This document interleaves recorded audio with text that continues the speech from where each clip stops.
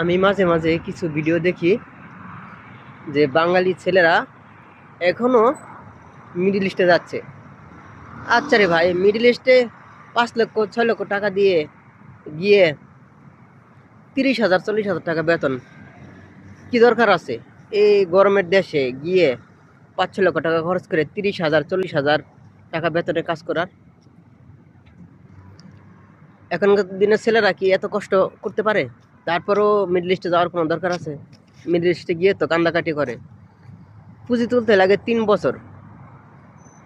অথচ কাজাখস্তানে সর্বনিম্ন বেতন, সর্বনিম্ন মানে যেটা একবারে সর্বনিম্ন, ওইটা হচ্ছে বাংলা টাকা 50,000 60,000। এটা হচ্ছে সর্বনিম্ন কাজাখস্তানের বেতন।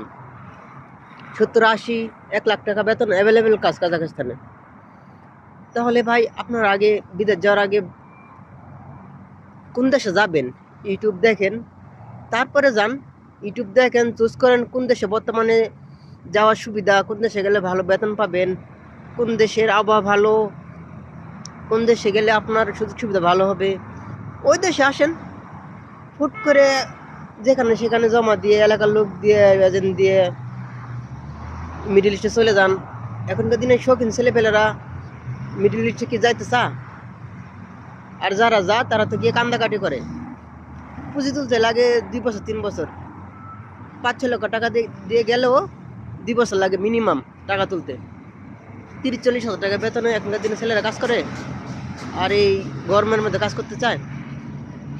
ভাই, আপনারা ইউটিউব দেখেন কোন দেশে গেলে ভালো হবে, কোন দেশে বেতন বেশি, সুযোগ সুবিধা বেশি, ওই দেশে যান। কাজাখস্তানে, আমি তো বললামই, কাজাখস্তানে সর্বনিম্ন 50-60 হাজার টাকা বেতন। আরে ভাই, কাজাখস্তানে যদি আপনি এসে অবৈধ হয়েও থাকেন, তাও তো 70-80 হাজার টাকা 1 লাখ টাকা বেতনে কাজ করতে পারবেন। তাহলে কেন আপনারা কাজাখস্তানে আসবেন না?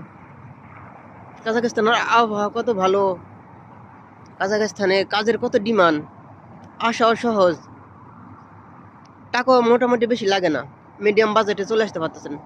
তাহলে আপনারা কেন মিডল ইস্টে যাবেন? কেন মিডল ইস্টে গিয়ে এই রোদের পুরে কাজ করবেন এই কম টাকা বেতনে? এরপরেও কত কষ্ট। কাজাখস্তানে যদি আপনি অবৈধ থাকেন, এই কাজাখস্তান বাংলাদেশ 18টা সমান বড় দেশের। কাজাখস্তানের যে কোনো প্রান্তে গিয়ে আপনি কাজ করতে পারবেন। অথচ মিডল ইস্টে আপনি বৈধ হইলেও মালিক ছাড়া গিয়ে অন্য জায়গায় কাজ করতে পারবেন না, এক বিভাগ থেকে অন্য বিভাগে গিয়ে কাজ করতে পারবেন না, আপনাকে দেশে পাঠিয়ে দিবে।